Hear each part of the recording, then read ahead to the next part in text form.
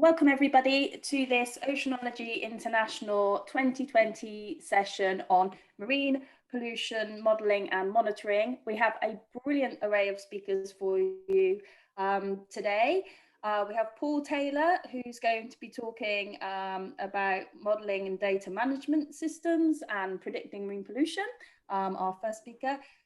He'll be followed by Stephanie Lavelle, who is going to be talking about monitoring marine plastic pollution. And finally, we'll be finishing up with Phil Johnston, who is going to be talking about the ocean cleanup and monitoring using an Autonaut ASV. So our very first speaker this morning is Paul Taylor.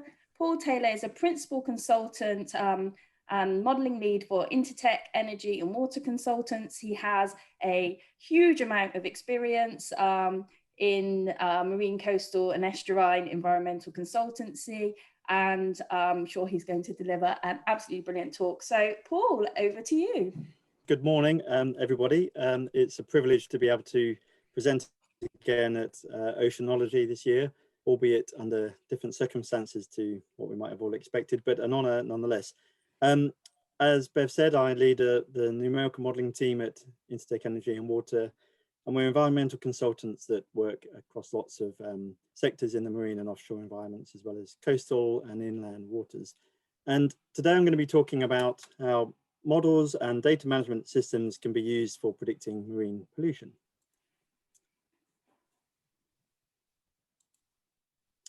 I'm going to begin with an overview of the issue, and I'm talking about water quality in coastal waters, primarily bathing waters.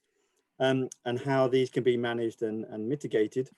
And I'll move on to a range of models and data and systems that can be used for predicting poor water quality, so that we can then give adequate warnings to people that use the water, so bathers and other recreational users of our beaches. And I'll finish with some examples of some operational systems that have been up and running for a while.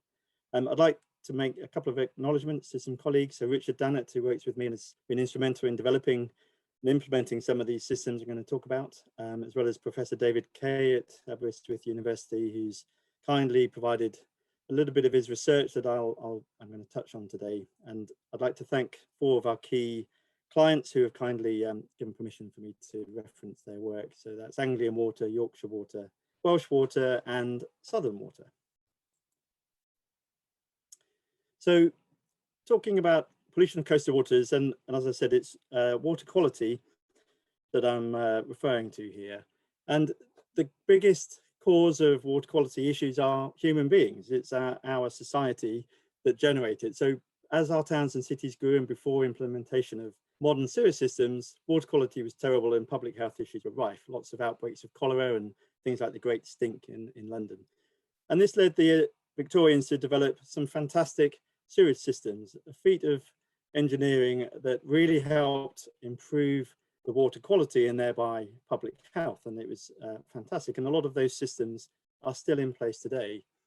There's been ongoing investment in the infrastructure, though, specifically over the last 20 or 30 years, with new long sea outfalls and pumping stations, improved treatment processes like UV disinfection that kill off a lot of bacteria prior to discharge, and big infrastructure projects like the Thames Tunnel system that is aiming to collect more of the sewage and transfer it for treatment, such as the photo on the bottom right there. But most of our cities are still left with the legacy of the systems that the Victorians put in place, and fantastic as they were, they are getting old, and they were also combined systems. So what that means is that there's one pipe network that collects all of the sewage from our homes, but also rainwater runoff from roads and gullies and so on.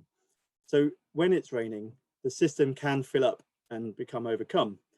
And that can lead to 2 things. Either it backs up and spills through your toilet into your bathroom, which nobody wants, right? Or we relieve that pressure through an overflow, combined sewer overflow, which prevents flooding, but it also leads to discharges of diluted but untreated, effectively sewage mixed with rainwater. So you do get a deterioration of water quality when that occurs. And they can be not insignificant. The picture on the bottom right shows a CSO in operation under heavy weather.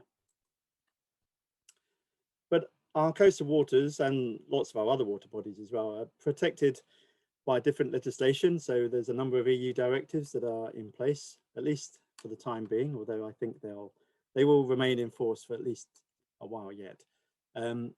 Specifically in the coast, we have Bathing Waters Directive that protects our beaches, the designated beaches, and what was a Shellfish Waters Directive is now under the Water Framework Directive, which is a broader directive that covers lots of water bodies, but the Shellfish Water Directive to protect designated shell fisheries for harvesting.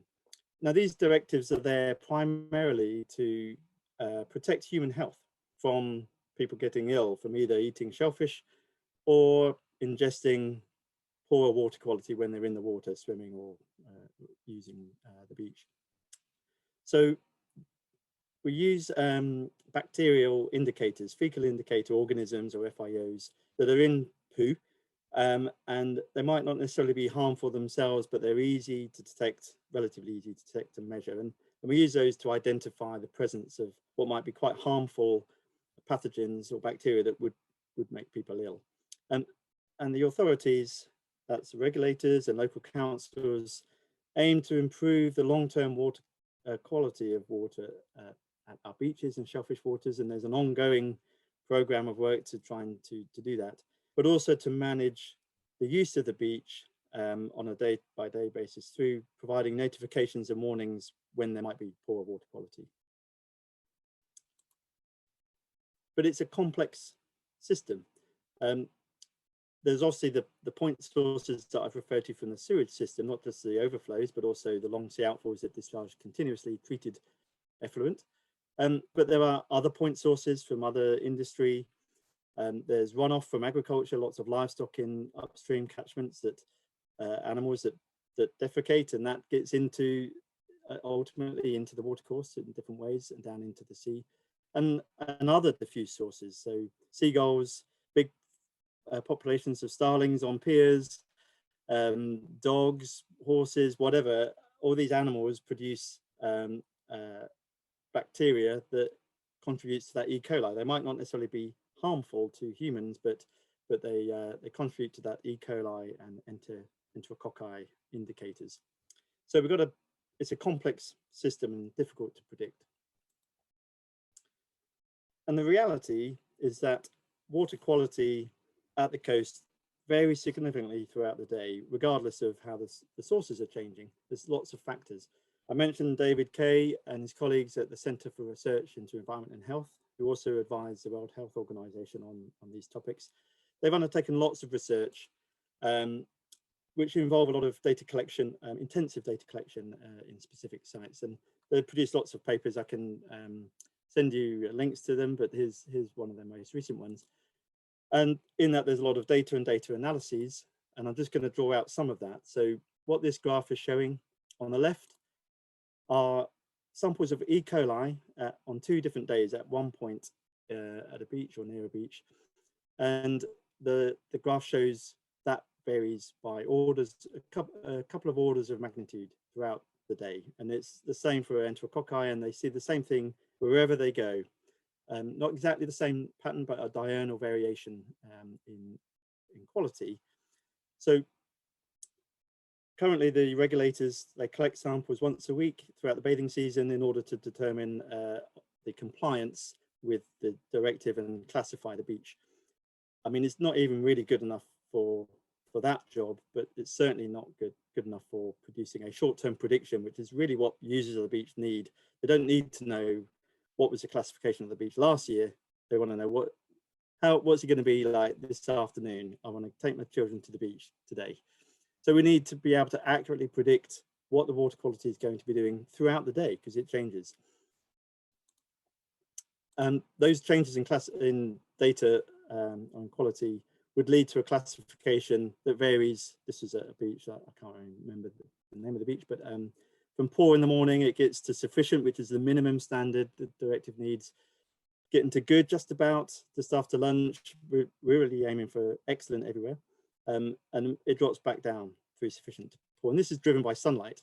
Sunlight kills bacteria. That's a primary decay influence. And so the sources might be the same, but the sunlight itself is leading to this variation. So talking about what systems are available, there's a number around the UK and elsewhere in Europe and abroad, varying their complexity. From a simple tin sign on the beach, I'm pretty sure this is in Australia, I think it's Manly, but it might not be, it might be a different beach. There's just a tin sign that says that if the sign's wet, don't swim because it's raining. That's quite effective, but it doesn't help you plan your day, right? You get there and it's too late. There's many more sophisticated systems. So SEPA have developed a decision tree system that takes in lots of different data, and it works through a decision tree to come up with a likely water quality, and then they can provide warnings through electronic signs, like at Portobello at the bottom right there is an example of that gives a warning. The English Environment Agency have developed a similar system based on correlation of rainfall, and they've looked at lots of different types of correlation and information in order to provide as best a warning as they can at a number of regions. But it doesn't work everywhere, and it's being developed continuously and improved on. There are black box systems, so these are data-driven models that are based on lots of data collection, like the data that I showed from David Kay's work. And there's some systems in place at Swansea Bay and a couple of other sites in Wales that are really effective, but they're very data hungry and they cost a lot of money to implement. And if anything changes in the system, that black box stops working. You've got to go and collect some more data again. And then there are some real-time sophisticated models that have been run, hydrodynamic and water quality models being run in real time at a number of places around the world. Copenhagen is an example. And they all have their pros and cons and different costs and benefits. What I'm going to be talking about are management systems that we've been developing that utilize a range of things. So they use models, they use databases, forecast information, and real-time data feeds to give a really pragmatic and practical and effective system. Why we started doing this is because we already had a lot of models and data there, being collected for different purposes. So most of the water utilities companies in the UK have been adopting modeling approaches to help them understand the situation in order to develop targeted investment strategies for the long term, so that they're investing in the right places. So they've invested in developing models and collecting data. So we now have lots of quite sophisticated models that covers the sewage system, river catchment systems, and the coast and estuarine environments. And hand in hand with that, a large-scale data collection program that's given us a lot of data. And things have been continuously improving. So we've got faster machines, so we can run bigger models more quickly with more scenario testing. We've got better softwares that represents the real world more effectively, and it's easier to use and more flexible. As I've said, we've got lots more data, so we can characterize our inputs much more accurately, and we can calibrate and validate those models with more confidence because we've got more data and lots of free data now that never used to be around when I started building models. The EA has published all their LiDAR for free, which is fantastic, and we've got longer records of measured rainfall, so we're not having to use models of rainfall, for instance. And we've got better techniques for then taking all of that data and turning it into useful information and knowledge to be able to then make decisions on. So post-processing tools that we've developed and web-based visualization techniques and so on. And ongoing research that's continuously providing us with more understanding that enables a better understanding of the system as a whole to give us, to allow us to make more appropriate and effective management strategies and decisions. I couldn't talk about modeling without showing a model in operation.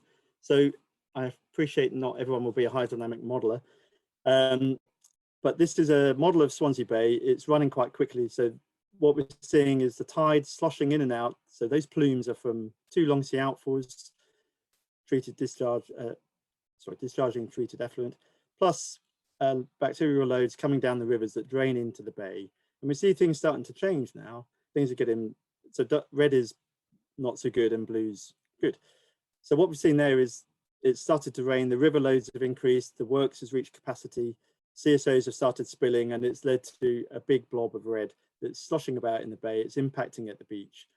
You definitely wouldn't want to be swimming at that time, but it quite rapidly disperses and decays and gets back to normal. And every rainfall response will be slightly different, depending on when it occurs. The tides will be different. It might take the impact away from the beach initially, and by the time it's returned, it's actually decayed. Different environmental conditions will all affect what the actual water quality is. So it's not a simple thing to just say it's raining, my CSO is spilling, therefore the beach must be poor. Might not be. Might be, but it might not be.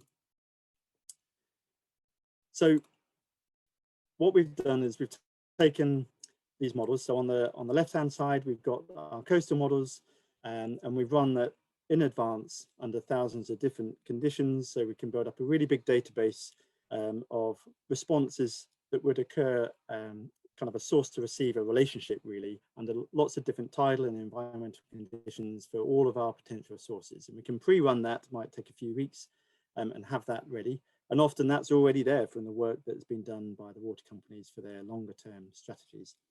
We can take the sewer network model and run that under at least 10 years, probably longer, of different rainfall conditions and antecedent. That's a kind of how dry or wet it was before it started to rain, to get a response of the sewer system to different rainfall. And then we can bring in our forecast data. So primarily it's rainfall, and with weather radar, that's getting better and better all the time. But we also need things like wind conditions, sunlight, intensity, the decay, and tidal conditions, which are easy to predict. And the system then takes that information, it matches the predicted rainfall with the best rainfall that's been pre-run through our sewer network model, finds the response, looks at the timing of that, gets the right impacts from the coastal database, integrates the two, and rapidly gives you a time series of impacts over probably the next 3 to 5 days, that kind of time scale, to enable predictions and warnings to be given. And there's a number of systems in operation now that have been developed. So we built the first one for Anglian Water. They call it their beach aware system.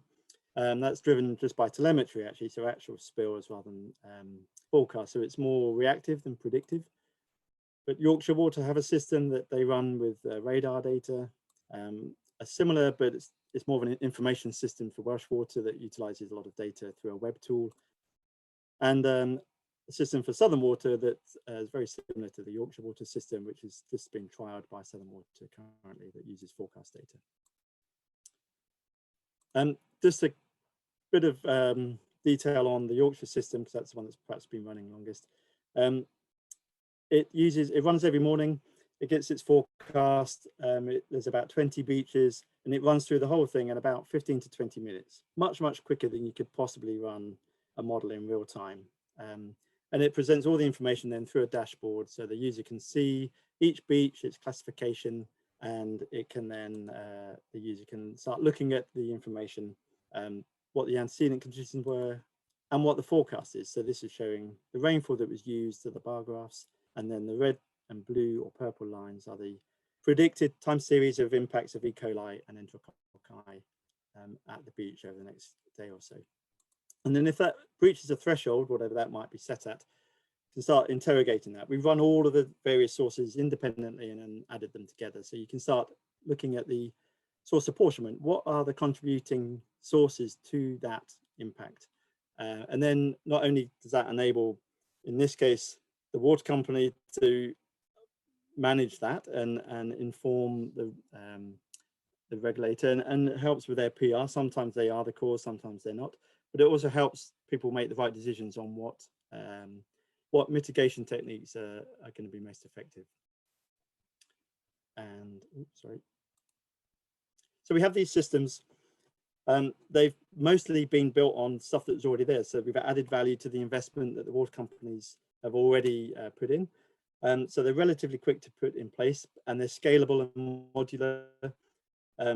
We can add more runs to it, we can build up the databases, we can add functionality as well if we wanted to quite easily. So as well as warning systems, we can start using the tools for contingency planning and consequence analysis. We built some rapid response tools for specific incidents that might occur if an asset fails completely. And then there's some dynamic consenting and management, which really is a discussion in its own right and needs a change to permitting and consenting, but it enables that to happen going forward.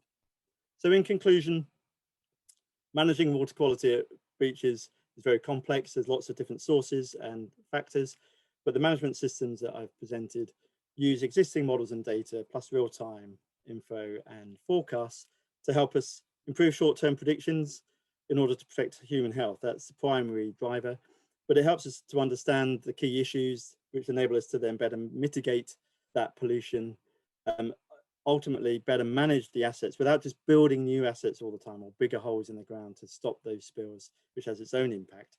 And in the long term, improve water quality and ultimately protect the environment. Thank you. Thank you, Paul. That was absolutely fascinating. And as someone who likes paddleboarding and swimming in the sea, it's really comforting to know that there's some organisations out there doing this advanced modelling and keeping us all safe when we're swimming in the sea. So I will next hand over to Stephanie Lavelle, who is going to move on to plastics. Stephanie is currently the project director of the Sea Sanctuaries Trust, a UK-based charity that has had helped marine conservation efforts in Indonesia for over 10 years. She's looking at the environmental impacts of marine plastic pollution, and also as part of that work, she is chair of a special interest group close to my heart, which is the IMRS Ocean Plastics and Marine Litter Special Interest Group. So Stephanie, over to you. Thank you very much, Beth, for the introduction, and yes, thank you very much for the invite as well to speak at OI. It's a real honour, and I'm looking forward to sharing this presentation on looking at monitoring plastic pollution. Plastic is a huge, complex and global issue, and monitoring is really at the heart of aligning academia and governments and industries towards developing circular economy and minimising inputs into the ocean. So this presentation will give a summary of the global picture that monitoring has helped us build up of plastic pollution, some of the insight into some studies that have specifically looked at monitoring and modelling, and then we'll briefly explore how methods are being developed to help advances with technology and policy towards circular economies.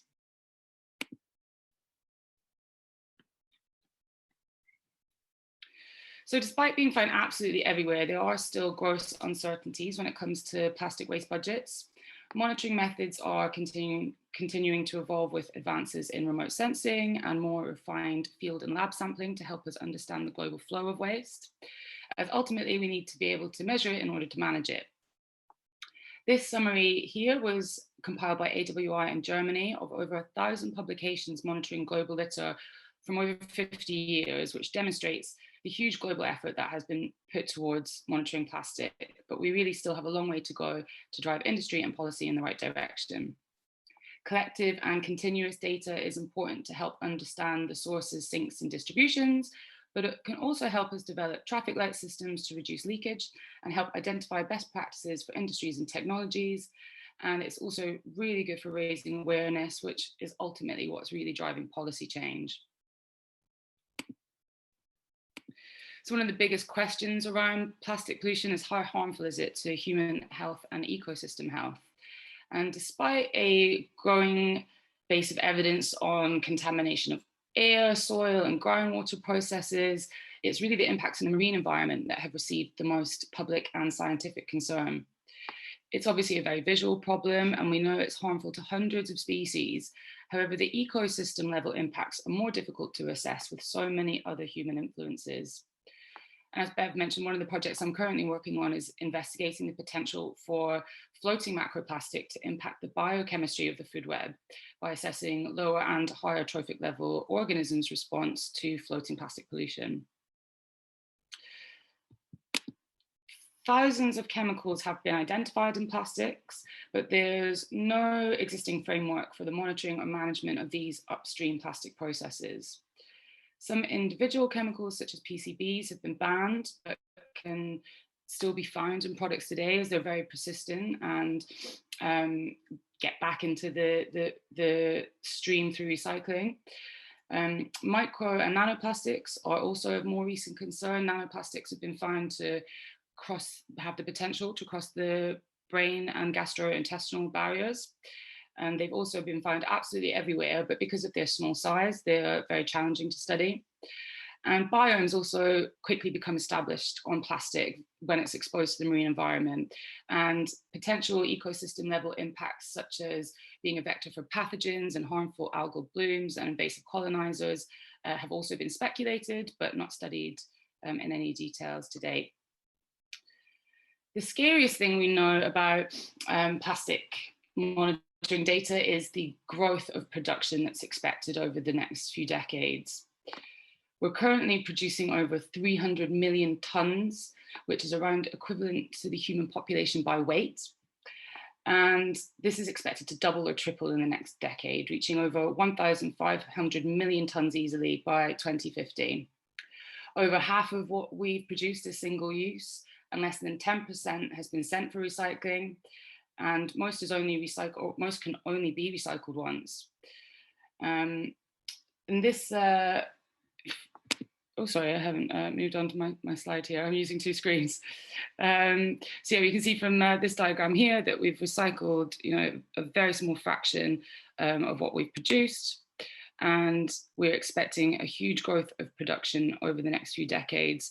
And this data here also from the plastics economy shows that the biggest growth that we're expecting is in the Middle East, Africa, and Asia, where there's an expected packaging boom. With their expected growth in economies. Jenna Jambeck, she did a very famous study with a group of people that assessed easily 4.8 to 12.7 million tons are entering the ocean every year. So that could quite easily be over 1 million tons a month entering the ocean.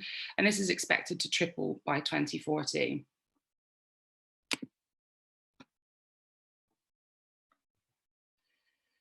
So Asia and Africa are definitely some of the most critical hotspots, but rivers are also a hugely under-considered input as to leaching from these areas that really have next to no waste infrastructure. And by 2040, there's about 4 billion people that are expected to be without a waste system. There was the controversy in it is that countries in America and Europe actually have substantially higher plastic consumption per person. But we definitely have the lack of waste infrastructure issues in Asia and Africa. One study recently found that these rivers highlighted here are some of the biggest polluting rivers in the world.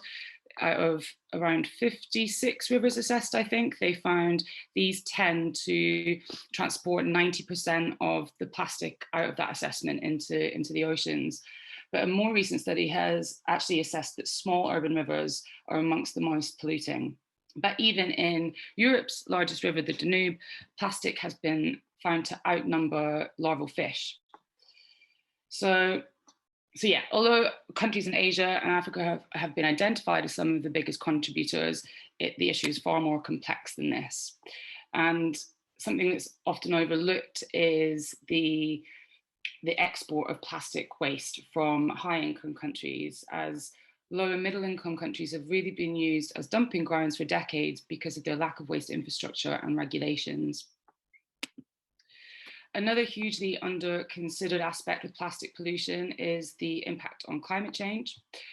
Some models predict that plastic life cycles could be contributing up to 20% of our CO2 emissions by 2040. But either way, the annual emissions associated with plastic production already exceeds the output of most countries. Over 200 billion has been invested in plastic and chemical projects in the USA alone since 2010. And in 1 year, the investments into the petrochemical production facilities grew by more than 25%. And Judith Enck, the founder of Beyond Plastics, said if even a quarter of the ethane fracking facilities that are currently in the permitting process in America are fully invested in, then it's going to lock us into a plastic future that's going to be very hard to recover from. So we're looking at monitoring marine plastic pollution, macro plastic pollution in the ocean. It's very broadly split into land and ocean-based sources. So we know that around 75% of land-based sources comes from uncollected household waste. It's about an 80-20 ratio from land-based versus ocean-based sources, roughly. With around 25% of land-based sources coming from within the waste system itself. As you can see from this waste atlas developed by Leeds University, highlighting the 50 biggest dump sites in the world, many of them are coastal and are at risk of further coastal erosion and weathering from climate change. Even in the UK, there are around 20,000 historic landfill sites that had few regulations in place at their time. And one study has found that easily 5,000 lie in areas at risk of flooding and coastal erosion. So it's very much a problem in the UK as everywhere else. We have had a lot of good information provided to us from citizen science and NGO projects. As we can see, cigarettes and packaging, which is often branded packaging, are some of the biggest contributing industries. This academic paper also highlights, packaging is very clearly one of the major contributing industries, but also we have fashion and textiles industries, and automotive and agriculture and other consumer products are all influencing land-based sources. And so ocean-based sources, they refer to waste from the shipping industries and fishing. And these are found to correlate with local activity, so shipping lanes and high fishing areas. And this study that was done in 2008 found that in the area known as the Pacific Garbage Patch, they found that nearly half of the floating plastic waste to be made up of lost and abandoned fishing gear. And a study that was also recently done in the small island of Aldabra in the Seychelles, actually a good friend of mine working at the University of Oxford was on this project, and they managed to assess that about 500 tons of waste were on this small island, one of the highest amounts recorded for a small island that's obviously having no input into this plastic waste. And they found that over 80% of this was estimated to be fishing gear. They managed to remove 25 tons of plastic from the island, and they also did an economic assessment on this and found that it was costing over $8,000 per ton to remove the plastic from this remote island.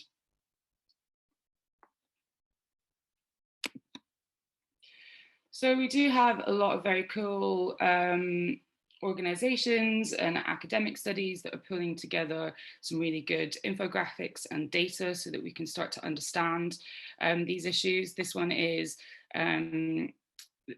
it's developed from a study, but also from the Ocean Cleanup and Grid Ardenal, which are a UN-supported data group. They have a lot of really good infographics on plastic on their website. And this shows here that, highlighting the major shipping areas, the major fishing areas, floodplains, and other known coastal inputs for plastic. But ultimately, we really don't know anything about the entry points. We really don't know much about river inputs, and the fluxes at river mouths are largely unknown. We do know that it's estimated that over 2/3 of plastic has thought to have already sunk to the seafloor. And we know that it accumulates in subsea convergence zones and canyons, and also at the surface. And so this very nice study looking at microplastics, we can see that because of the hydrodynamics of the ocean, plastic is ultimately accumulating in the gyres. And it's not just the Pacific Garbage Patch, there is essentially a garbage patch in every gyre of every ocean's gyre.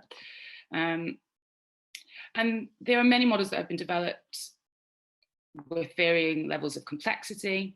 And just to show you this one here, I mean, I'm not clever enough to make the GIF animate on this, but if you go onto their website, this is an example of some free statistical modeling code that can be applied to floating particles, and moving particles, whether that be fish or plastic particles or other sources of pollution. We can, really model hydrodynamics in quite a lot of detail these days. But ultimately, we're looking towards development of optical sensors and high resolution imagery, which will be delivered on a variety of platforms, such as ship-based technologies or handheld technologies, buoys, aircraft, satellite-based sensors, and these will all be aligned with a network of in situ observations, reports from volunteers, from scientists, ships of opportunity as well, to help us develop data and calibration and validation of remote sensors so that we can monitor the spread of plastic pollution and other marine debris in much more detail. So just to consider things from a policy perspective, as monitoring is embedded in policy, is we need to be able to monitor things in order to manage them and understand what the best practices and technologies are. We've been researching plastic for decades, and the first workshops highlighting plastic as an issue internationally were in the early 80s. And NOAA has recently hosted the 6th Marine Debris Conference to promote response and education, as well as using guidance from the Honolulu framework, which was developed to help countries develop national action plans. Plastic has been addressed under littering, under MARPOL for ships for a long time, but as with many other regulations, compliance and enforcement remain significant problems. They have recently developed an action plan to specifically address marine litter from ships, and they're also working with the FAO and other groups to try and address fishing gear in more detail. The Basel Convention now has binding measures to address transboundary movements of plastic, and the Stockholm Convention and the Strategic Approach to International Chemicals Management are some of the international binding conventions that can be applied to some extent to the associated chemicals that are found in plastics. The GPA is one of the only real international body that can be utilized to address land-based sources of pollution, but there is no international institution that has a focus to coordinate efforts on plastic pollution. Although recently we did have the Global Partnership on Marine Litter has been established as a temporary ad hoc expert group. And through the regional seas programs, which I'll touch on in a moment, can be used to address land-based as well as ocean-based sources of pollution. We have seen plastic bags has been the most internationally applied policy initiative. Taxing and bans on bags are now in over 70 countries, which gives us a positive example of how policy can work, and we're seeing a big reduction on, so one study found a reduction on plastic bags accumulating in the seabed in the North Sea. However, a big hit was in 2018 when Japan banned waste imports, and they've supposedly imported over half of the world's waste over the years, and now there's millions of tons of plastic with nowhere to go, and so it's really forcing higher income countries to consider their waste infrastructure in country more seriously. So the Honolulu framework provides ideas for countries' management plans. It doesn't specifically set targets for countries itself because it says that they have to develop and assign those targets themselves. It doesn't address solid waste management, as it leaves that to other existing organizations. And it also states that producer responsibility is beyond their scope. However, it does advise on monitoring and research requirements for the national action plans. And it advises on monitoring regional and national hotspots, distributions, population level impacts and impacts of fishing gear on species and coral, degradation of plastics and accumulation in sediments, pathways of exposure and bioaccumulation, the potential of pathogens and harmful algal bloom transfers, monitoring indicator species and economic impacts, as well as research into the monitoring of new technologies and biodegradable and sustainable polymers and their relation to microparticles and plastics, and also looking at removal protocols and life cycle analysis of waste management and disposal techniques.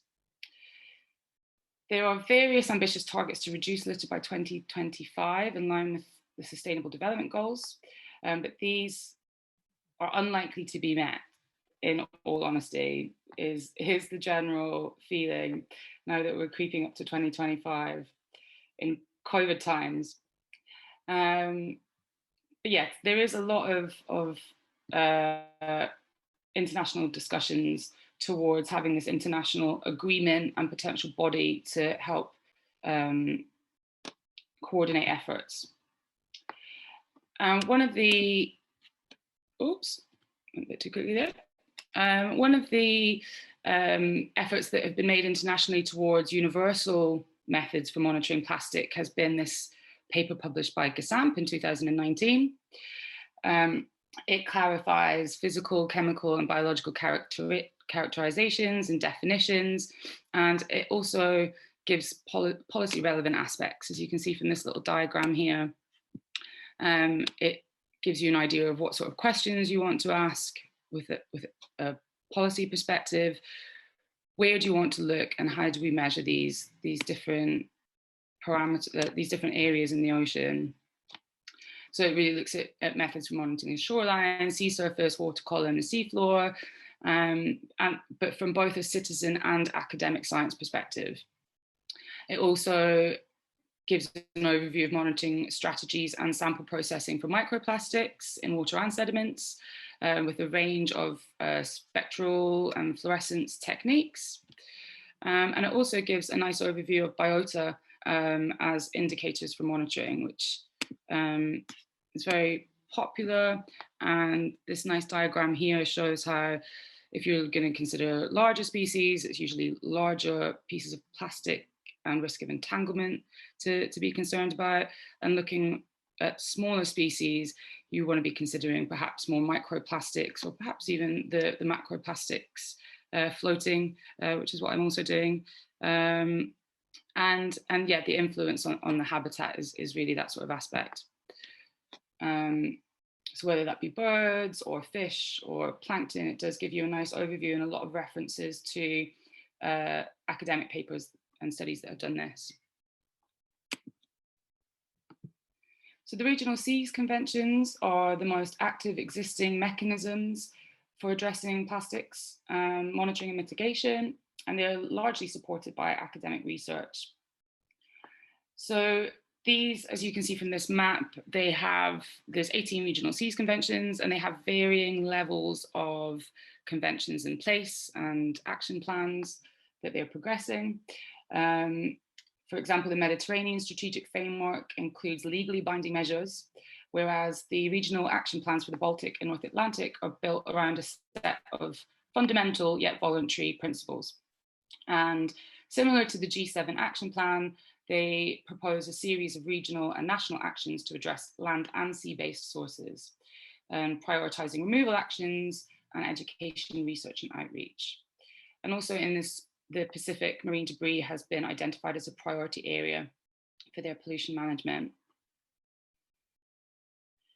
So how are we all getting on with this? I really recommend everybody reads this Breaking the Plastic Wave overview, funded by the Pew Charitable Trusts. They've done an extensive overview of our pathways to stopping marine plastic pollution. And as you can see from, oh, sorry, I've done it again. Here we are. As you can see from this top graph, if we were to enact all of our current commitments and technologies that we currently have in place, we would only reduce the amount of plastic leakage into the ocean by 7% over this is expecting to triple in the next couple of decades, and we're barely going to dent that with the actions that we're currently taking.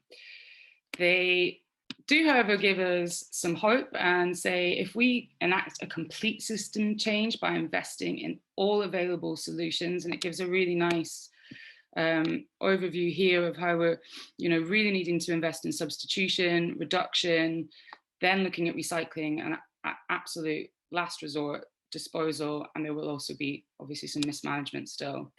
But they suggest that we have the ability to reduce our plastic input into the ocean by 80% by 2040. To do this, we need to eliminate all avoidable plastic products. We need national policy development and enforcement. But ultimately, policy is very slow, and we really therefore need industry leadership to demonstrate best practices, producer responsibility, and sustainable life cycles. And education and change in behaviour is obviously also essential for these processes to work.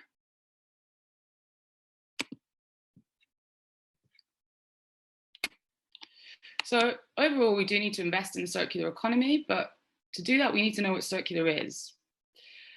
We need to invest in national monitoring and action plans, and we need to address the whole plastic life cycle, not just for plastic itself, but also for alternative technologies and solutions.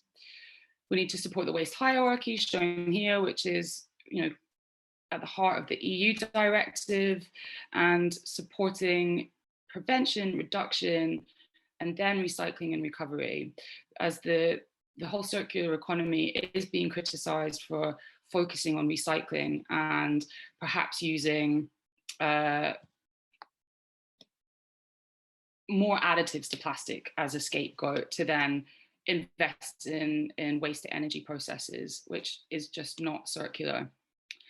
So yeah, ultimately we need to develop industry mechanisms and global standards to really consider the use, design and life management of products, which is what we're looking to do with some of the special interest groups we're working with some of the companies we're working with.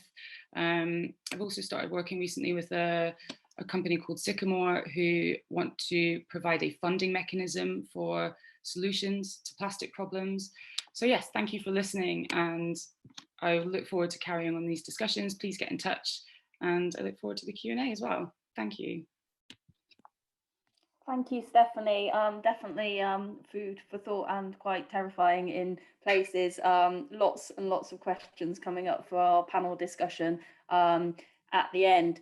So continuing somewhat on the theme of plastics, but also on novel monitoring technologies, I'm going to finally hand you over to Phil Johnston, who heads business development for Oceanology, USV. He's worked at sea for many years as an offshore environmental consultant, and is going to talk to us about using Oceanology ASVs, correct, Phil, for the ocean cleanup. Thank you, that's great. So we just share the screen, hopefully that will go smoothly. Moved on already, but no, thank you for that, Bev, and thank you to Stephanie as well for setting up this presentation beautifully, really. So that was fantastic, and yeah, the ocean cleanups get a lot of interest, and this presentation is on our role in it, really, which is using fairly novel technology, Oceanology USV, uncrewed surface vessels we call it now, to help monitor it. So presentation will run through mainly our role in that, and I guess to continue the theme, it's about monitoring, so monitoring pollution, monitoring the oceans, ocean plastic as pollution in the far ocean offshore. So, if it needs an introduction, the Ocean Cleanup is a very ambitious project to remove that plastic that's already there out in the far offshore, out in the Pacific Gyre that was name checked earlier, and also quite large projects, and not plastics, not the macro, not the micro stuff. So it's the stuff at the surface. Now that stuff at the surface is very prominent, and it's got a lot of attention from this idea of a Great Pacific Garbage Patch, which might not be the island that you kind of have people in mind, but it's still a significant concentration of this human waste out there in what we regard as should be pristine wilderness. So it's been attention grabbing, and it was founded by a guy called Boyan Slat, who was very young when he came up with the idea. It's a bit of a Dutch wonder kid.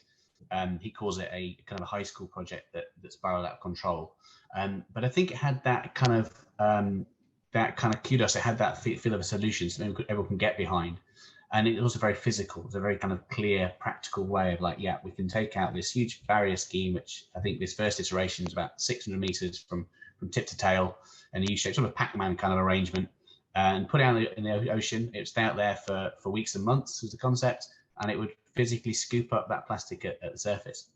Now, I'd be keen to loop back in the Q&A about other approaches to addressing plastic, but this kind of really caught the eye. I think it was a TEDx that really set it off. And we can, I don't think I need to overplay the impact of plastic as Stephanie outlined, but the images of turtles being caught was really kind of galvanized public momentum. So the aims of the project, this was a couple of summers ago, where the system, which was called Wilson 001 with some affection, was put out for testing, and it was put out in the harshest environment, the way out there in the Pacific, a couple of miles out of San Francisco and on the way to Hawaii, with three aims really. The first was to understand the behavior of the system itself. So putting this very novel technology out to sea was a big punt. How is it going to interact with its environment? How is it going to collect the plastic? How is it going to move? Big questions that could only really be answered by just doing it.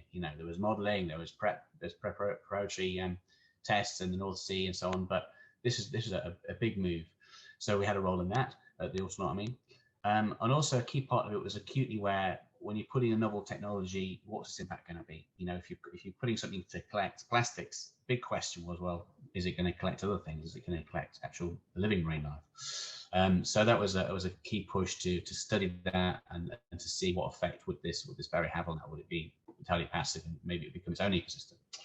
And also just to acquire data and an understood area. The Pacific is a huge amount of blue, but it's not that well studied really. I think it's fair to say, certainly compared to other areas, coastal areas or terrestrial even. So that was a pretty strong aim as well. So three big aims, and to do that, a lot of technology was brought to bear. And this is where my passion. But Oceanaut was really just one of those.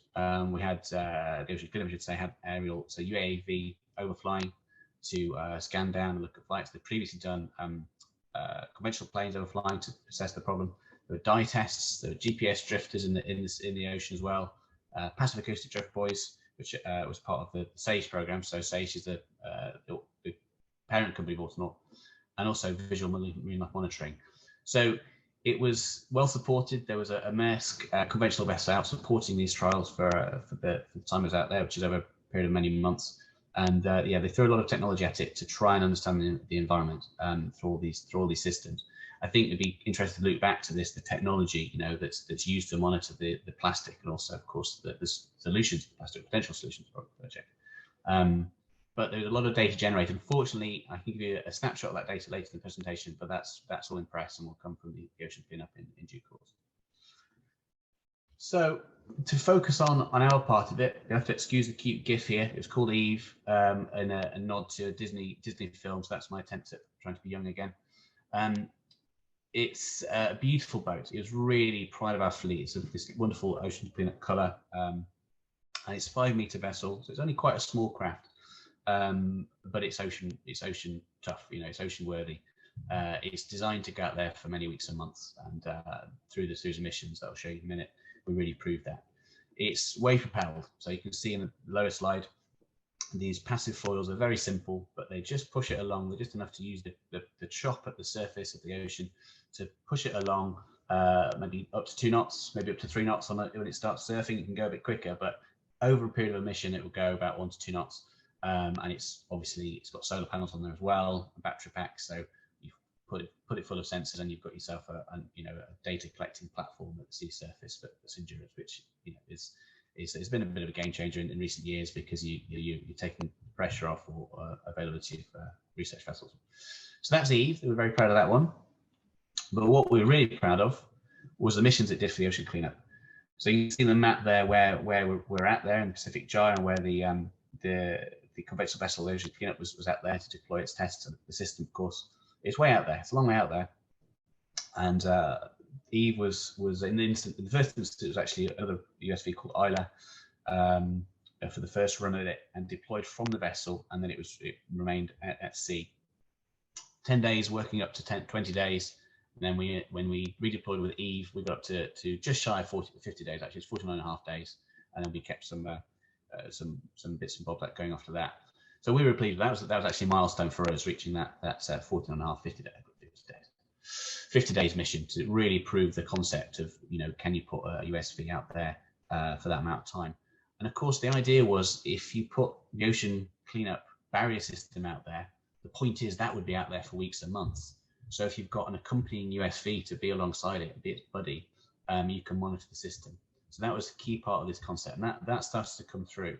I'll demonstrate that in the next slide or two. So you've got, what was really exciting on the technology side of it, this solution was the idea of uncrewed, I won't say autonomous, uncrewed systems out there cleaning up the ocean on our behalf. So that got a whole lot of interest. It's probably worth a detour on autonomous uncrewed, because I've started to ban myself using the word autonomy. These systems at best are as smart as they need to be to do the job. So they don't need to be, killer robots making decisions. They're really pretty passive tools just doing a job. We can pre-program them, and we can overview them by satellite comms and tweak their mission plans by all means and make sure that they're safe. But actually, we put them out there, they set them what their tasks, and off they go and do it. So I'm not averse to using a bit of ocean robots dazzle, but actually at base they are useful, very useful tools that are smarter than they need to be. So moving through the first task, and when we were first approached by the ocean cleanup, this was the main idea. They wanted something to have eyes on their system, and you can see this slide on this image on the right here. It's a big old barrier. So having something on the perimeter of it, going around and inspecting it with cameras, was the big driver. That took a sort of turn as we realised actually we're getting more interesting data. We're beginning to see in real life, as you'll see shortly. But first of all, it was really asset integrity inspection, and to do that we had to get the USV close in, and this was a big breakthrough for us. This is a lot of confidence. You can see the vessel in the background here. If you can see my cursor in the background supporting the entire mission. We were able to remote control our USV and get really close for some close pass stuff, which we were very pleased, within a few meters and keeping that control of the Oceanaut. And that would do sort of two modes really. One would be very close inshore, close pass to the barrier to inspect it, get cameras underneath it. The real concern was that this net here that you can see suspended here, fine mesh net, would tear. There's a worry that would tear, and the Oceanaut would be there in this beautiful clear blue Pacific waters to sort of inspect that and see that. And that video was relayed in near real time to the vessel over Wi-Fi.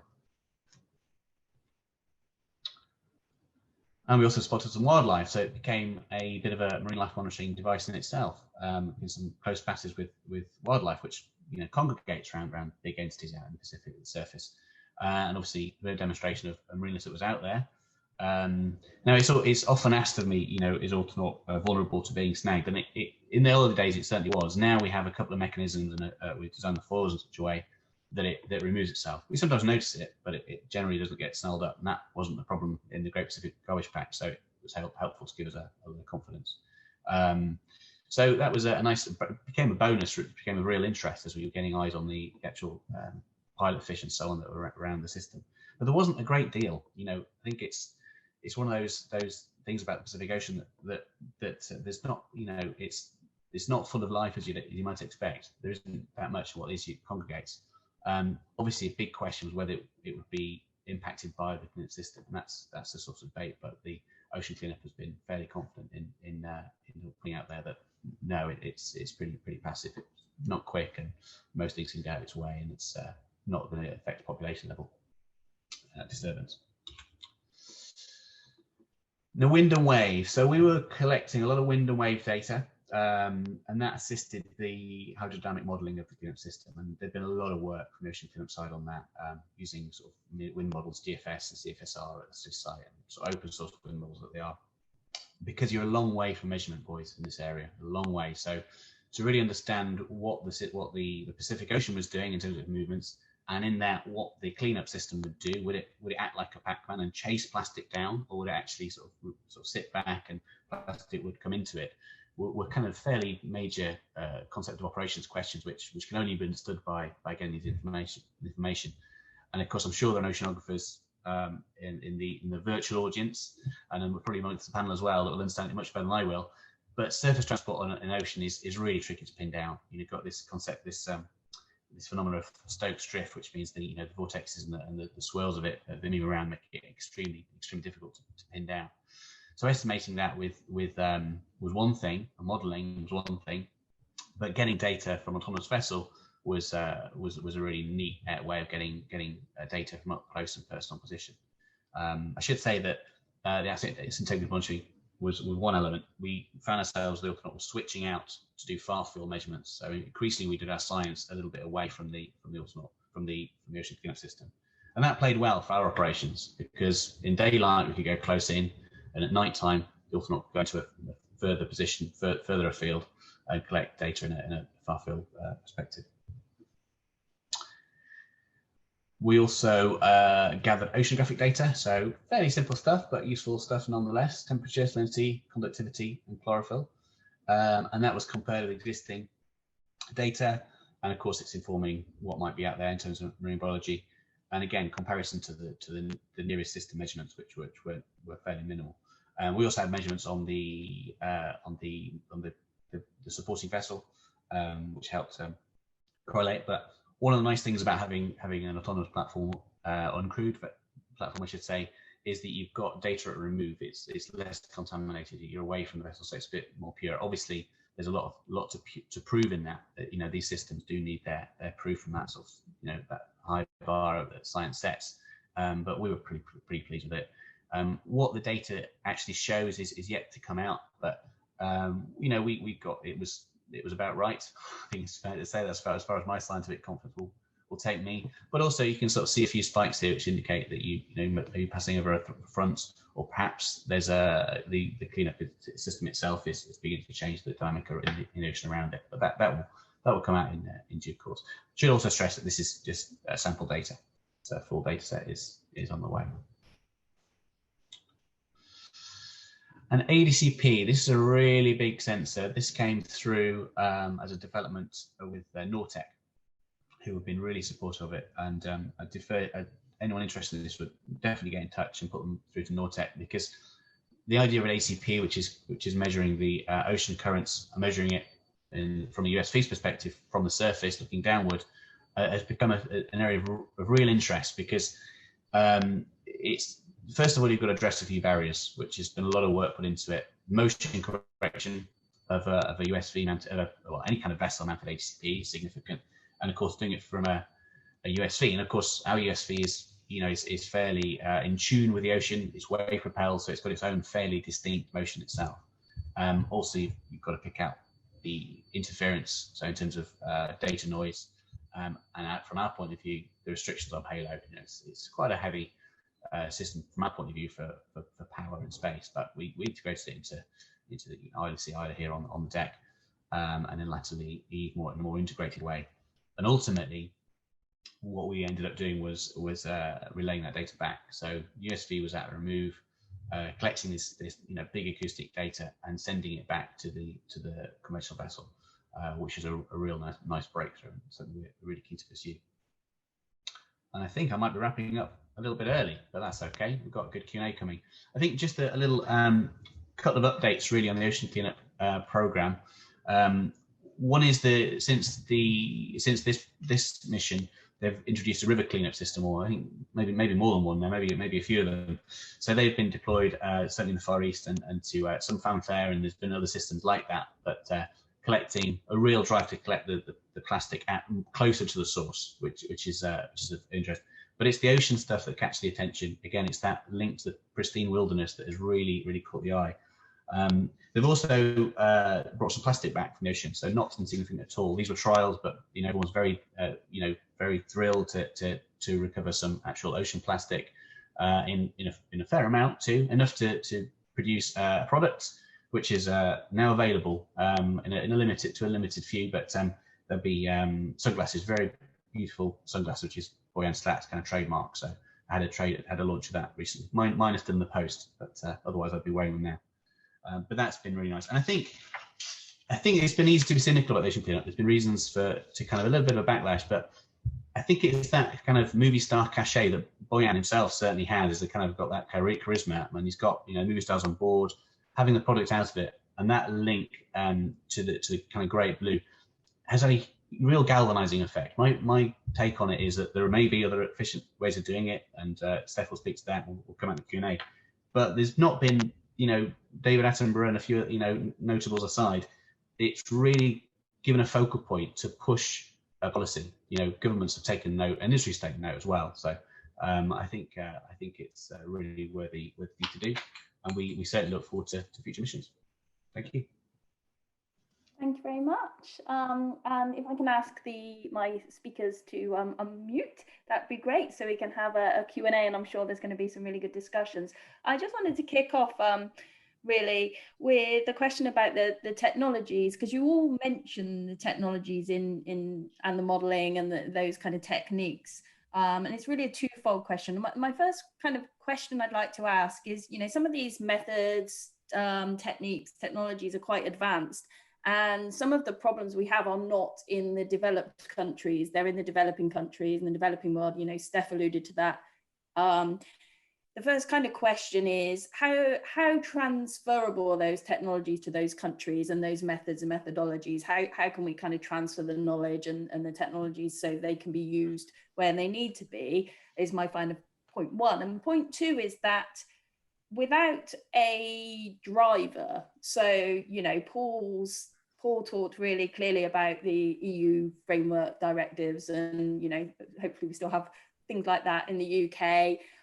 Phil, you've got it's a big commercial kind of project. Obviously the garbage patch is not in an area of any country's jurisdiction, or not solely in a jurisdiction, so you don't have that regulatory driver.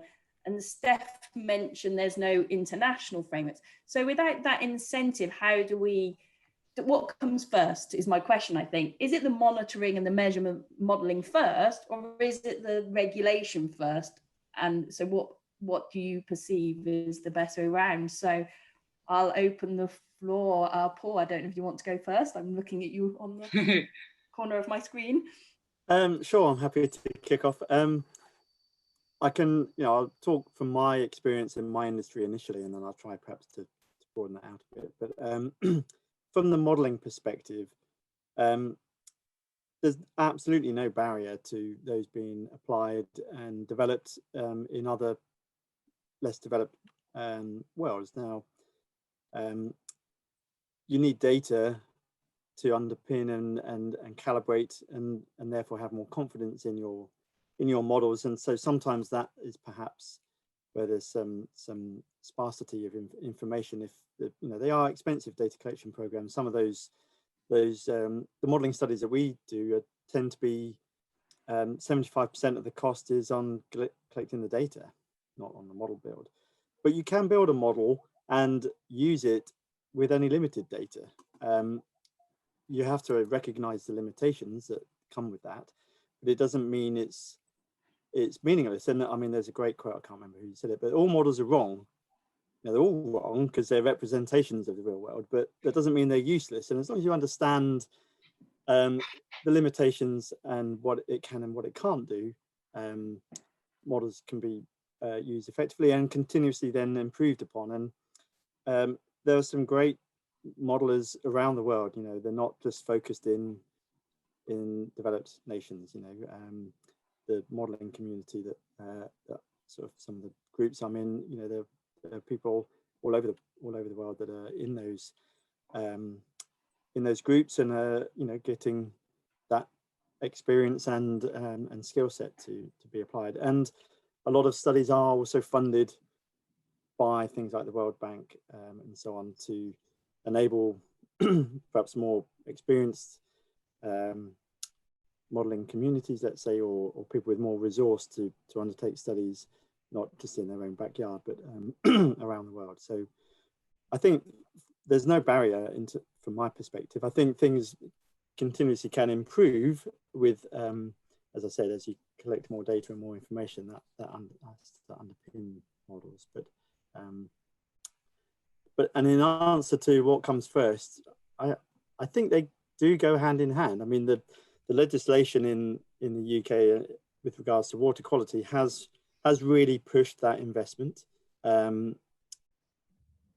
it has gone hand in hand, I would say. So, you know, water, as with any organisation, there's always a pressure on funding. You know, no one has a bottomless pit of money to spend, and there's a lot of, you know, pressure on spending that wisely.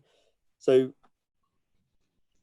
water companies would have been investing anyway in models to better understand the operation of their assets. The drivers perhaps have come on the environmental side that have then enabled some of those tools to be slightly re-engineered or reapplied for different elements. So I think they go hand in hand. The legislation is what pushes people to do the things that perhaps they wouldn't need to do without that there, I guess. Everyone has whether you're a private profit-making company or an NGO or a charitable society, you still got to manage your funds. Great. And so, Steph, you've got some experience in kind of Indonesia and the developing world. What's your take on? I think, yeah, as Paul said, there's not really any barriers from a technological and academic perspective for us to be monitoring these areas. I think I've got a little bit of just different perspective, and I think the monitoring comes first, because I think we get the information through environmental interest, and we've had monitoring data highlighting plastic for decades, but we haven't had any specific international regulations to address plastic.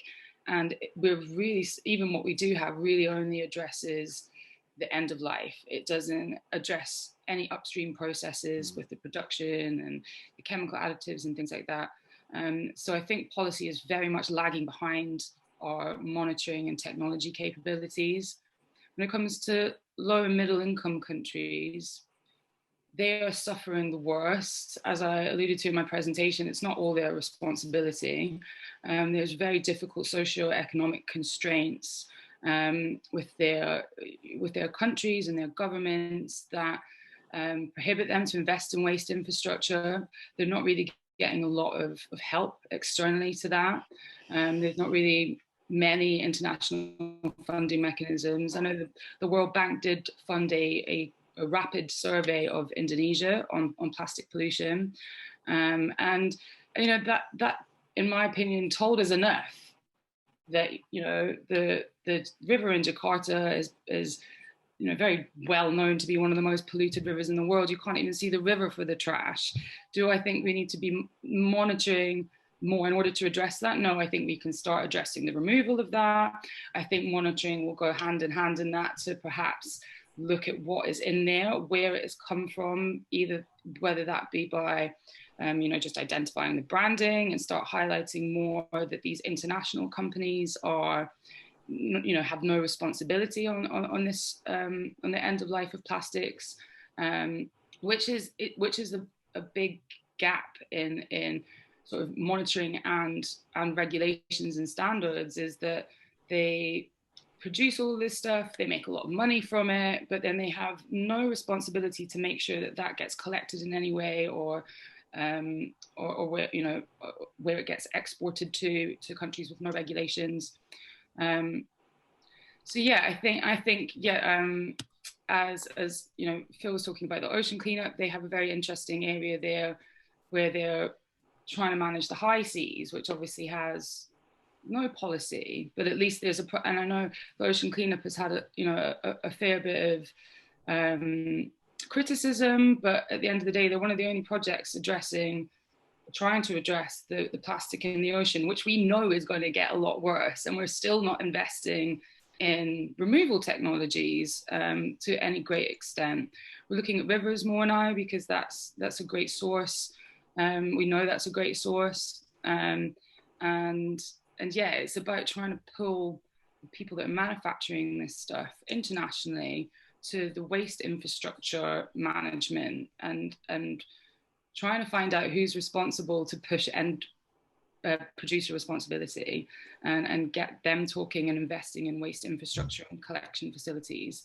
But then remote islands, again, on top are even more of a challenge than low and middle income countries, because they've got nothing there, but they're obviously, the environment there is under a lot of pressure. And I think technologies such as the ocean cleanup and these remotely operated vehicles and whatnot can really help bring us to some solutions for these small islands where we need international cooperation and investment to go and clean these places up, and as well as preventing everything from source. Thanks, Steph. So Phil, you know, before you answer that question, I'm going to add a third part, which Steph alluded to, which was who should be paying for these cleanups. And you know, I think, Paul, your comment about seagulls made me chuckle, because, you know, with it, you can put some responsibility on certain industries, sectors, etc. if you can prove that it comes from them. You can't put any liability on a seagull. A seagull is not going to pay to clean up its E. coli.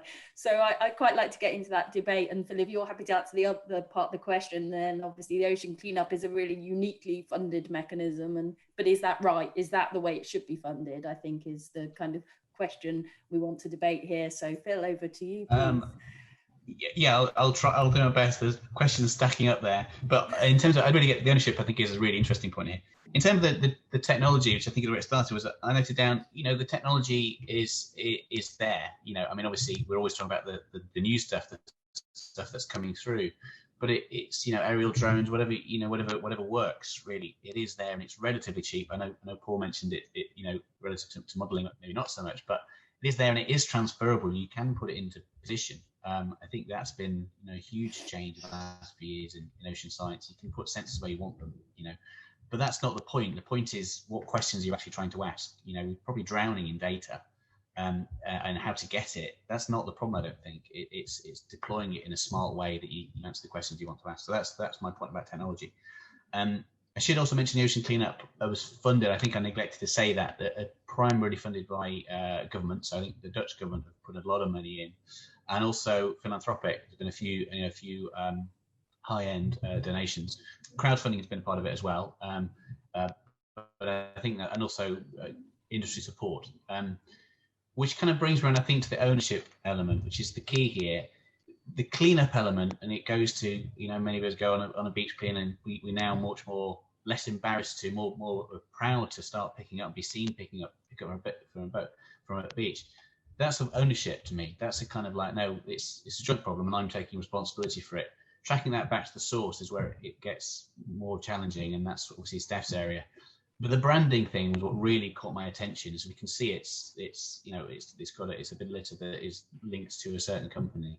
So my question was really for all of you was how is that going to come through? Is it responsibility of the companies, government level to public? I think that's surely the nut to this. Did you want to come back before I hand back to Steph for her? Yeah, I mean, there's a thoughts? couple of things there, and I'm getting a bit old these days, so I'm quite forgetful. But I did want to say that on one of the points that Stephanie made was definitely a valid one about the drive and the legislation. So within the water industry that I was talking about, it's a very regulated industry, and the water companies are there funded by our water rates, by, you know, the people that they serve to do a specific job, or two jobs really, to clean up our wastewater and dispose of it, and to treat and provide us with drinking water.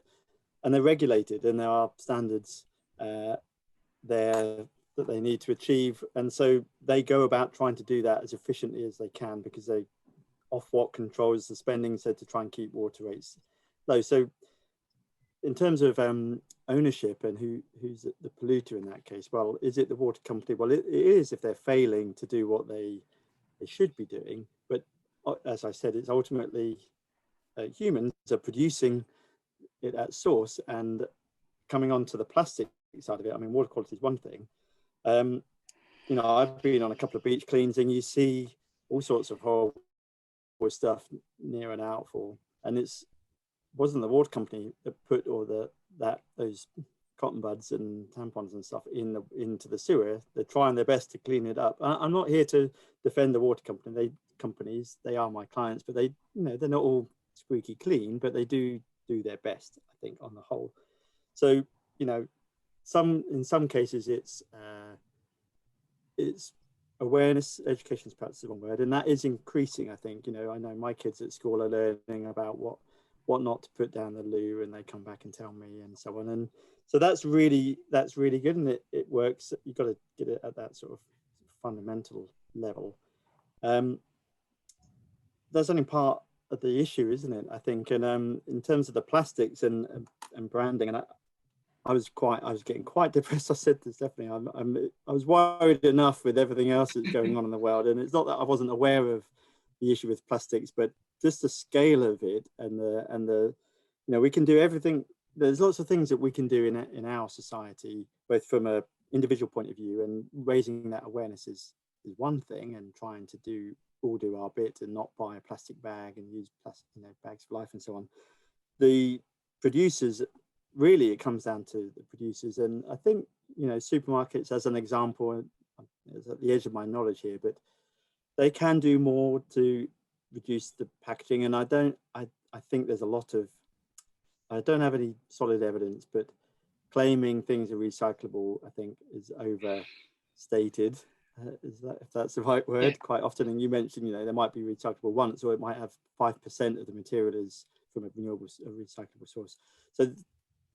So producers, supermarkets can do much more, I think, on packaging, and they'll only do that, I think, under pressure from either the government through legislation and or social pressure through social media. And I think both of those things are starting to happen, by encouraging some of the stuff that came out yesterday on the sweetless stuff that Boris Johnson's announced. But I think there's more that could be done. But I feel like I've gone off at a rambling tangent, so I'm going to hand back to you. No, I think you made some really good points there. And I think my feeling, going back to the sort of original question of the responsibility, is it us as the consumers, is it industry, is it governments? I think everybody has to address the problem. It's everybody's problem equally. However, for decades, the blame has been placed on the consumer. It's our responsibility to recycle. It's our responsibility to make sure we buy the right products. But you go into the supermarket and there's not much choice to buy something that's not wrapped in plastic. So yes, supermarkets play a really big role in this. And I think that's where public engagement could do a lot more. I loved that there was a protest of a while for people going into Tesco's and leaving all the plastic on the aisles and stuff, or on the checkout, which I thought was really great for raising awareness. But it's a conspiracy, really, because it's, that message has been driven for a very long time about recycling, but we still recycle less than 10%, and that's not my fault. For I put everything in the recycling, but over half of it is getting exported to Asia, where it's polluting the environment. Yeah. So it's really comes down to the lack of effort and investment from governments and industry. But ultimately, we're dealing with the oil industry is what it also boils down to. And for many years, we have seen them, politically lobby and push back solid science so that they can carry on their industry. And I feel that, they're doing exactly the same with plastic. They are investing heavily in waste to energy, and it's a greenwash. But it allows these companies to keep producing mass amounts of plastic and then producing fuel at the end of it, which is, it's still not renewable. So yeah, and I think you made another interesting point about now we have this problem of so many different, I go into the shop and I see bottles that are made from 100% recycled plastic, and I'm like, I'm pretty sure you can't physically do that. I'm pretty sure that's a highly illegal bottle if that's the case, as far as I'm aware. And so we have all these standards that we now have to worry about for alternative products and the waste stream, because we're coming out with all these compostable items, which is great, but they're just going to landfill and causing more of an issue. So So yeah, but what the Ocean Cleanup did that I was very impressed with their sunglasses was that they worked with DNV, a very, very credible association for standards, and they developed a standard for proving that the ocean recycled plastic product that you have has come from plastic that was collected in the ocean. And they show, I think the procedure is they show, you know, photographs of every step of the way, how it's been transported, where it's gone to, how it's been processed, and that really needs to start being pushed in industry. But yeah, I'm seeing a lot of different standards pop up. People are wanting to certify this, that, and the other, and so yeah, we need to be careful that that doesn't, you know, go really unregulated, and we just end up with more products made with a whole bunch of different things and additives that are ultimately just going to be burned or sent to the landfill.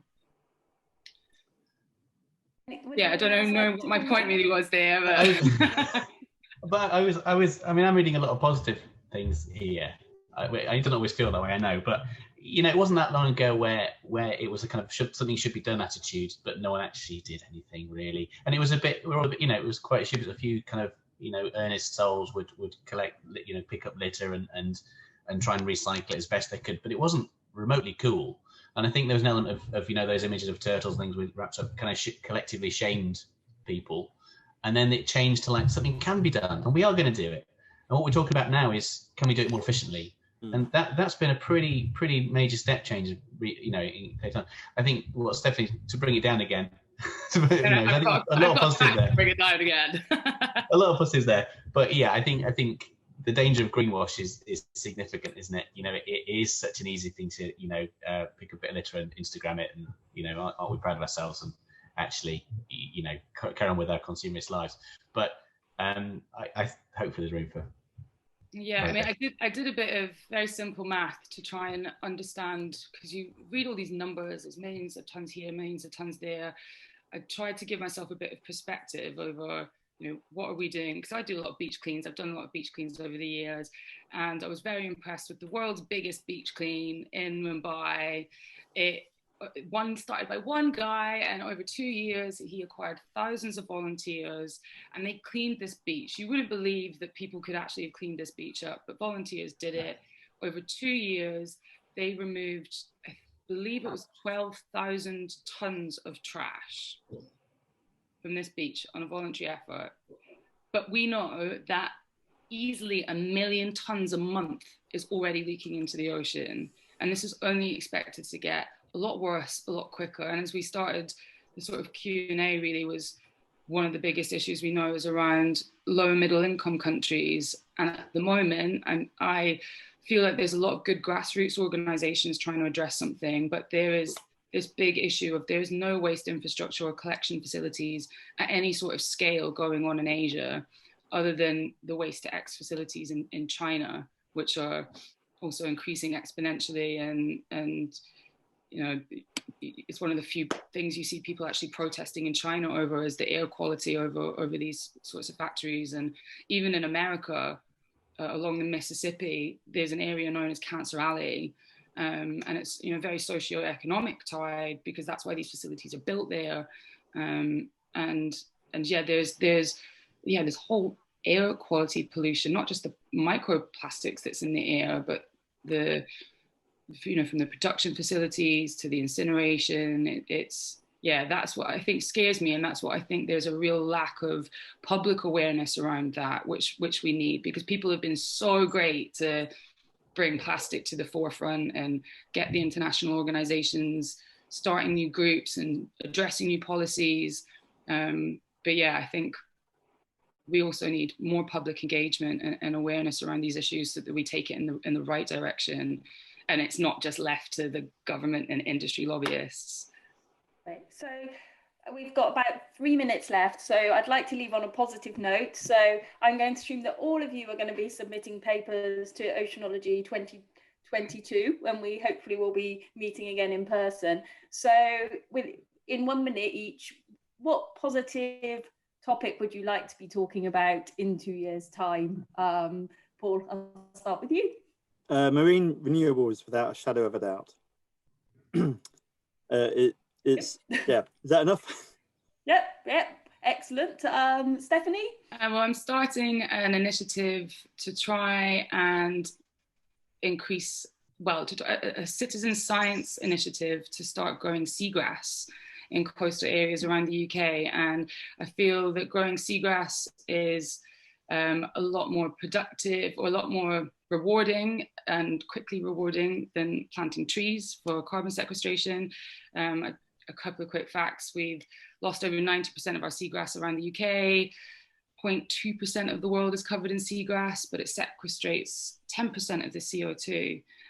So it's a really great and underutilized solution to climate change. And I hope to be talking about how successful that will be moving forward. Brilliant. And Phil, last but not least. Well, Paul stole my thunder a little bit. I was going to say clean technology.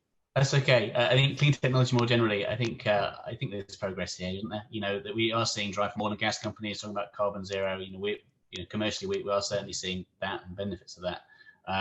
We can be cynical about politicians, but these grand statements all add up to promises. So I think hopefully in a year and a half, the conversation will move on. We can hold their feet to the fire a little bit more. Could I just add? Sorry. Yeah, of course. Have you got time? Yeah. So just to expand on my point on marine renewables and add to Phil's, it really annoys me. It's really frustrating that there's some fantastic schemes, and there's a lot of resource in the UK as a leader in this field, tidal energy in particular, but also waves. We've demonstrated how effective wind can be, and it's taken quite a long time to get there, and it's needed quite a bit of investment. There were little developers going bust all the time because they're just not getting the investment, but there's some fantastic opportunity to really bring tidal power into part of the energy mix, and I think it's frustrating it wasn't mentioned yesterday in yesterday's announcements, but so that's why I'd like to talk about it next year. Great. Well, thank you very much. Thank you to our audience who are joining us in December. I hope you've asked lots of questions through the opportunity there that our speakers will be answering in due course. And thank you very much to the organisers for letting us have this session today. Thank you. Thank you very much. Thank you all. Thanks. It's been a pleasure.